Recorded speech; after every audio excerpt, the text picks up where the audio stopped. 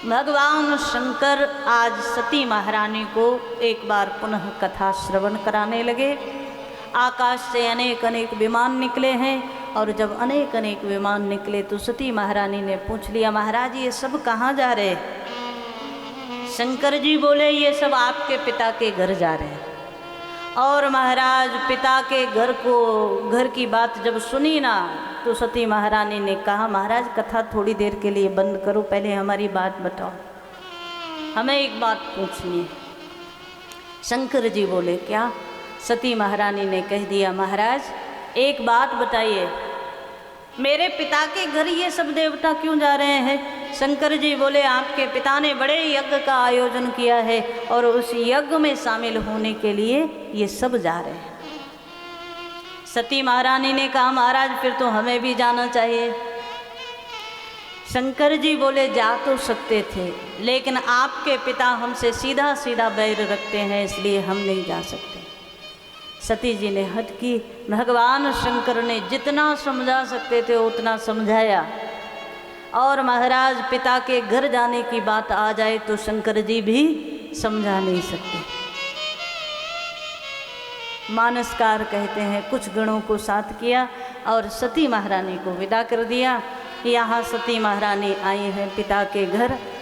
पिता के घर आकर के सबसे पहले दक्ष से ही मुलाकात हो गई। दक्ष ही दरवाजे पर मिले, लेकिन पिता ने कोई एक शब्द भी कुशलता का पूछा नहीं। लगा सती महारानी को कोई बात नहीं, पिताजी थोड़ा नाराज होंगे।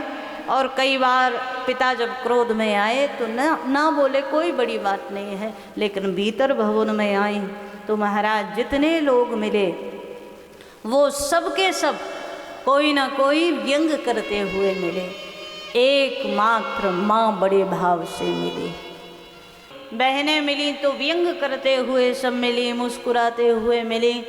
लेकिन सती जी सबका अपमान सहन कर गई। मंडप में आई जहाँ यज्ञ होना था। 33 कोटि देवता विराजमान हैं, लेकिन इस यज्ञ भूमि में कतहु न दीख शंभु कर भागा। भगवान शंकर का भाग कहीं नजर नहीं आया। और जब सती जी ने शंकर जी का अपमान देखा तो भयंकर क्रोध में सती आई। मानस में दर्शन आया। भरी सभा में यज्ञ मंडप में सती महारानी उठ करके खड़ी हुई। सारे देवताओं को क्रोध भरी दृष्टि से देखा।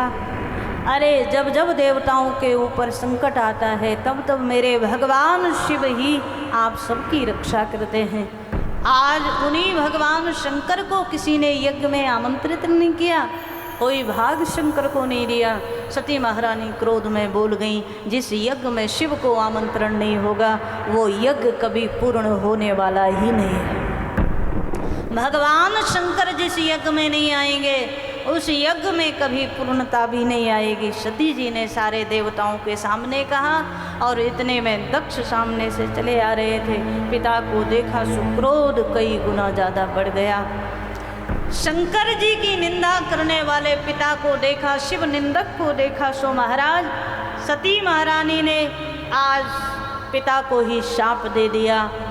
आपने शंकर जी की निंदा की है ना, आपको शिव निंदक की जो गति होती है वही गति आपको भी मिलेगी। दक्ष कुछ कहते, बाकी लोग कुछ समझा पाते सती जी को। तब तक सती महारानी बैठी हैं यज्ञ कुंड के पास ही, हवन कुंड के समीप ही। भगवान शंकर को हृदय में आमंत्रित किया और भगवान शंकर का बार बार ध्यान करते हुए, महाराज मुझसे जो भूल हुई हो उसे आप क्षमा करें, लेकिन अब मैं इस शरीर को धारण करना नहीं चाहती। आज इसी पिता के यज्ञ मंडप में मैं इस शरीर का त्याग कर रही हूँ। शंकर जी से आखिरी प्रार्थना की, अगला जन्म मेरा जहाँ भी हो वहाँ आप मुझे एक बार पुनः स्वीकार कर लें, ये मेरी आखिरी इच्छा है। और सती महारानी ने ऐसा कहते कहते योग की अग्नि से अपना प्राण, अपना शरीर का दाह कर दिया। मानसकार दर्शन करा रहे हैं, एक क्षण के लिए सोच कर देखो। भगवान शंकर तो महाकाल है ना।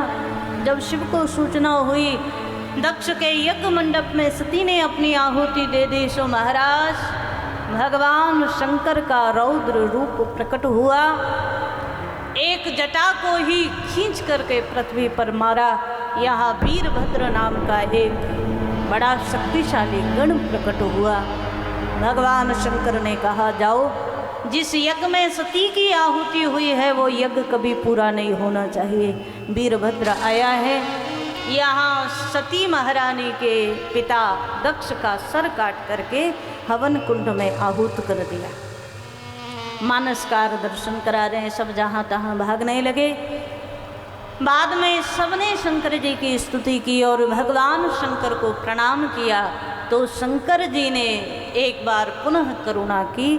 शिव आए हैं यज्ञ भूमि में और भगवान शंकर ने दक्ष के धड़ पर बकरे का सर लगाया और एक बार यजमान को जीवित किया। पुनः सारे यज्ञ को शिव जी ने संपन्न कराया। सब्सक्राइब करें टोटल भक्ति को। अब हमारे वीडियोस को सबसे पहले देखने के लिए बेल आइकन को दबाना ना भूलें।